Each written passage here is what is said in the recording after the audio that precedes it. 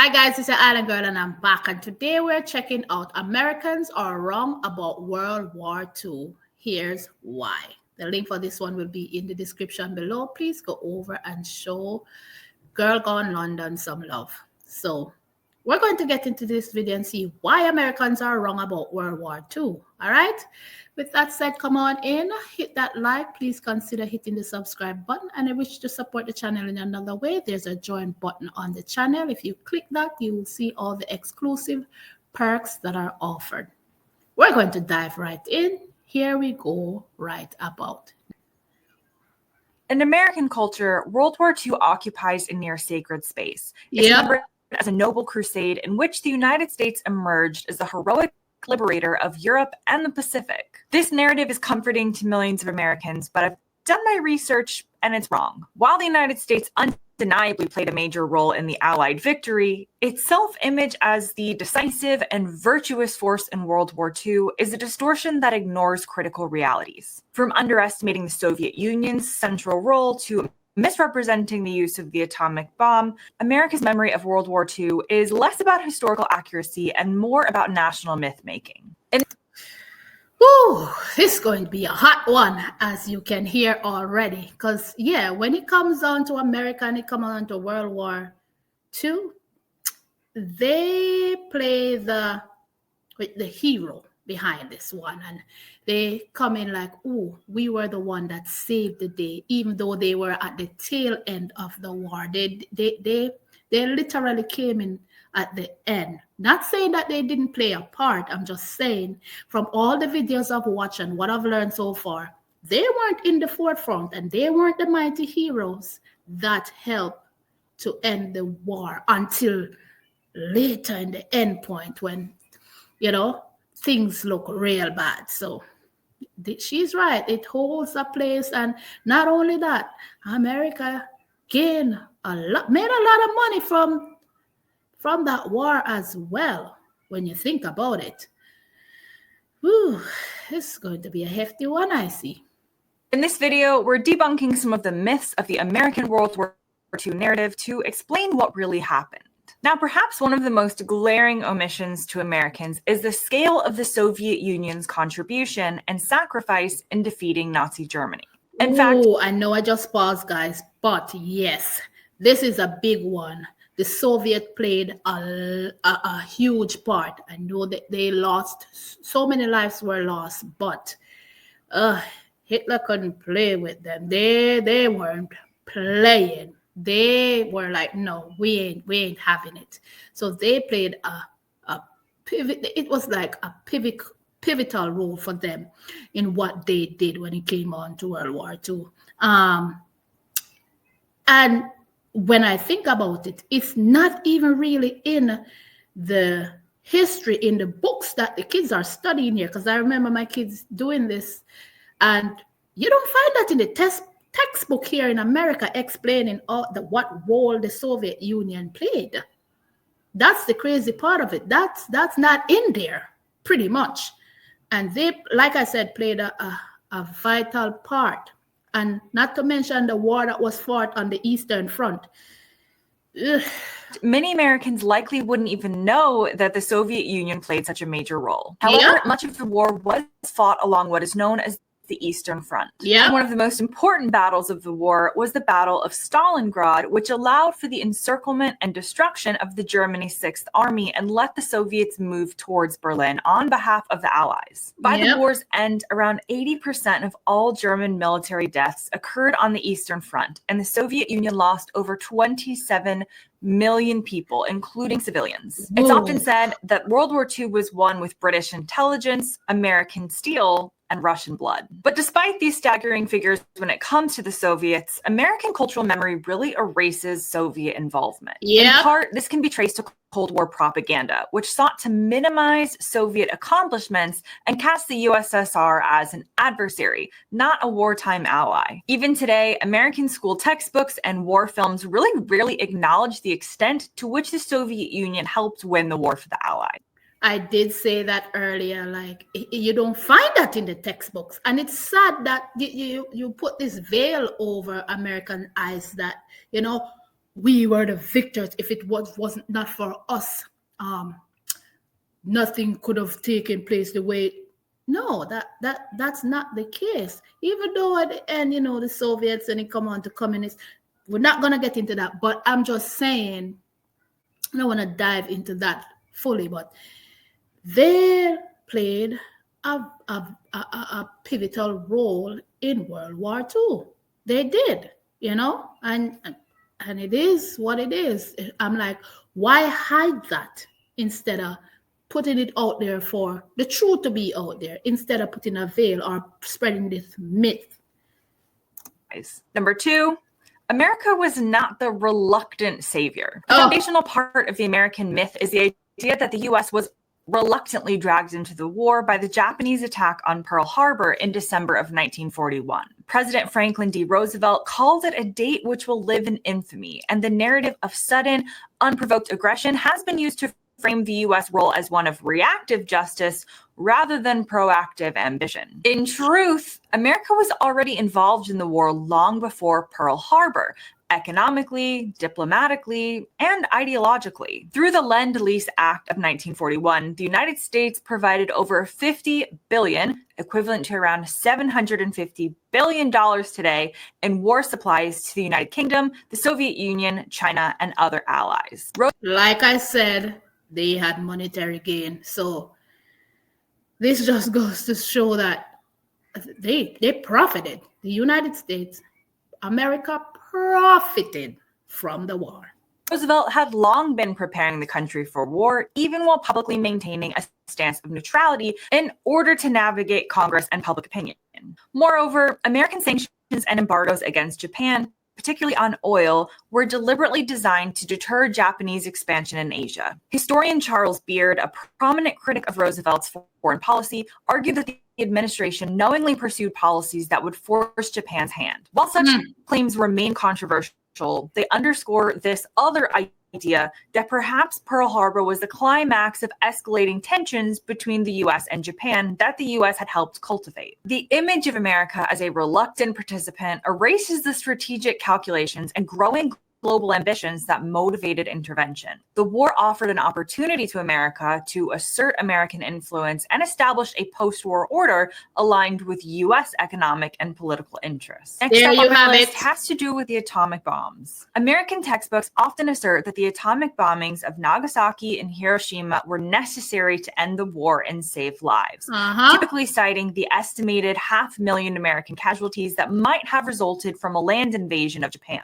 However, many senior military leaders at the time questioned the necessity of using nuclear weapons.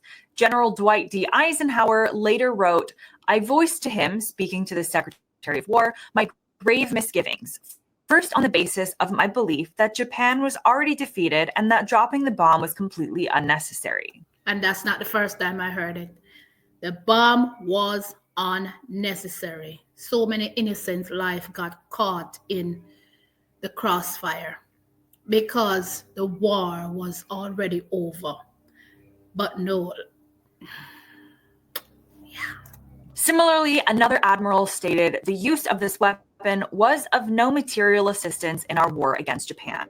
Japan had already been devastated by conventional firebombing campaigns, the destruction of infrastructure, and a tightening naval blockade. In July of 1945, the U.S. intercepted messages indicating that Japanese leaders were seeking terms for surrender, primarily the preservation of the emperor. In early August, the Soviet Union declared war on Japan and launched a massive invasion, delivering a psychological and strategic blow that many historians consider the final push towards surrender. So why use the bombs? Increasingly, scholars argue that the atomic bombs were at least partially intended to send a message to the Soviet Union. The U.S. wanted to end the war swiftly and decisively, not just to save lives, but to control the post-war geopolitical landscape without Soviet interference in Japan. One historian wrote in his book, The Decision to Use the Atomic Bomb, that the bomb's use was the first act of the Cold War. Now let's talk about the myth of the American military as the decisive force. Hollywood, television, and national commemoration have helped create the impression in America that American soldiers were the principal liberators of Europe and the Pacific. That right there, American soldiers were the saviors of the Pacific. Why sell that narrative? But like she said, it all boils down to politics. It all boils down to me, taking over as the world power. Because remember, Britain was the one that was doing so much. The war was fought so hard until America joined, when it was almost finished. You understand me? Yes, their equipment were involved, but that was for monetary gain. When they were strategic in the way that they entered. While American troops absolutely did fight bravely and effectively across the war front, the reality is that victory came through an enormous and often messy coalition effort. Yep. American military supremacy was neither automatic nor singularly decisive. The British Empire played a central role in resisting Axis aggression long before the United States entered the war. After the fall of France in 1940, Britain stood alone in Europe against Nazi Germany for more than a year, enduring relentless bombing during the Battle of Britain, the first significant defeat for Hitler's military. Exactly. British pilots fought off the Germans in a campaign that Winston Churchill would later praise and say, "Never in the field of human conflict was so much owed by so many to so few." Britain also led numerous campaigns in North Africa, the Mediterranean, and Southeast Asia. The British Eighth Army, under commanders like Montgomery, played a decisive role in the defeat of German and Italian forces in North Africa, particularly around 1942. This was what Churchill called the end of the beginning. Meanwhile, British and Commonwealth forces fought grueling jungle campaigns against the Japanese in Burma, often under harsh conditions and with little recognition in the American-dominated narrative. In Europe, the Royal Navy kept vital Atlantic supply lines open, while British intelligence services, including the codebreakers at Bletchley Park, made significant contributions to the Allied war effort, most famously by cracking the German Enigma code. And even after American forces arrived in large numbers, the war remained a joint effort. The D-Day invasion itself was a British-led operation. The overall commander of naval forces was a British admiral, and 2 of the 5 landing beaches, Gold and Sword, were taken by British forces. See, if I didn't watch videos and learn this before, I'll be looking at her and like, what are you talking about? Or I didn't do a little research after watching those, and I'm like, girl, go on, London, please don't say that. Please don't say that. Why are you making America look like, like that? Like it's a myth. Like they're spreading this and or they're leaving out information. Why would you do that? But what she said, like she said, it's true. What she said is literally true. When you've done your research and you look at all these videos and learn all these things, you'll be like, your eyes are open. It's like a veil is lifted and you start to wonder, oh my word. I'm not saying that a lot of American lives weren't lost. Don't get me wrong. I'm not saying that they didn't fought along. Don't get me wrong. I'm not saying that, but I'm just saying all this information that she's given is right on point. And you don't necessarily hear that in the history books. It's not in the textbooks here. You don't get this information. Majority of this is left out. Canada took a third. British and Commonwealth troops continued fighting side by side with Americans throughout the campaigns across Europe. But by focusing exclusively on American heroism, popular culture in the States erases the efforts of Britain and its vast imperial forces. Yes. Millions of soldiers from India, Africa, Australia, New Zealand, Canada, and the Caribbean, all of whom played indispensable roles in the Allied victory. Yep. Historian James Holland notes in The War in the West that the war in Europe and North Africa would have been completely unwinnable without British leadership and persistence, particularly in the early years when America was not yet involved. Even U.S. technological and industrial prowess, while very impressive, we're not taking away from that, it tells only part of the story. Yep. Britain, under total wartime mobilization and subjected to daily bombing, produced tanks, aircraft, and warships in remarkable numbers. They innovated in radar, and they sustained a global navy. The Allied victory was not the work of one nation. It was the product of global cooperation, shared sacrifice, and overlapping strengths. The myth of America as this singular military force not only distorts history, but also disrespects the immense contributions of Britain and the broader allies. And finally, the dominant American narrative. Yes, you're so right, because it wasn't them alone. She's right. There were so many other countries that were involved, and America downplay as if it was just them fighting alongside Britain and that was it. You understand? And it's sad that that is how it's been portrayed, when at the end of the day, yes, they were fighting along, but then there was people from India, there were soldiers from the Caribbean, there were so a mixture of so many life lost. When you stop and you read the history book or you learn all this, you'll be like, oh my word. And it's not what just men, it was men and women. And oh, how you have to give due where it is concerned, instead of hugging the glory for something that when you came in, that was already being fought relentlessly that until you came in by others. That's what it boils down to when you look at it. Frames World War II as a stark battle between good and evil, democracy versus fascism, which is very important in today's day and age. While the Axis powers undeniably committed horrific crimes, the Allies were far from morally flawless. The U.S. military, for example, remained racially segregated during the war, and African-American troops were often relegated to menial labor and non-combat roles. So true. Japanese Americans were forcibly interned in camps on U.S. soil, a blatant violation of constitutional rights, later admitted to have been driven by racism and hysteria rather than military necessity. Meanwhile, Allied bombing campaigns, including the firebombing of Dresden and Tokyo, killed hundreds of thousands of civilians. As Roosevelt aligned with Joseph Stalin, the idea of a purely virtuous alliance breaks down. Yet American memory tends to gloss over these contradictions in favor of a cleaner and more palatable story. The war's aftermath also complicates the narrative.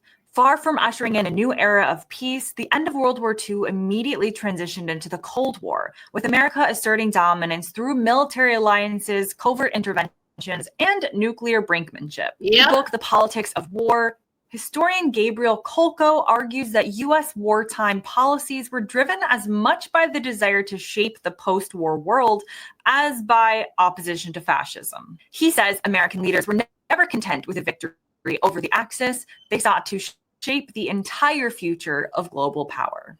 Now that brings me to the end of this episode. I hope you learned something new about the history of World War II. I'm sure many of you have much more to comment below, so leave it in the comments. Thanks very much for watching, and I'll see you next time. You can see this one that she definitely did her research on this one based on all the information that she produced in this video. Guys, you have to give due, like I said. And it's so disgusting because when I watched the video, I think it was the Bamber Bridge, to find out how the U.S. soldiers, they deal with African-American soldiers, my heart saddened. And it's disgusting to know that they behave that way. If the integration was... don't want to get too deep into that, but if you haven't seen that video, check that one out. And you have to give due and my love to Britain, because the way they dealt with African Americans soldiers was just amazing.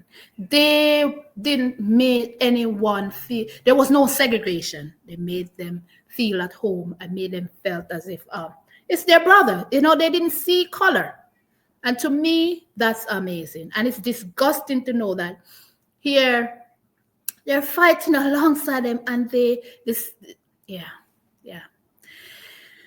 Oh, but that's my 2 cents. Let me know your thoughts on this one in the comment section. What you think about this one. I'm going to leave it right there. I'll talk to you guys in the comment section. It's your island girl and I'm running out of here. Be good, be kind, be safe out there. Love you guys, and I'll definitely catch you guys in another video. Bye.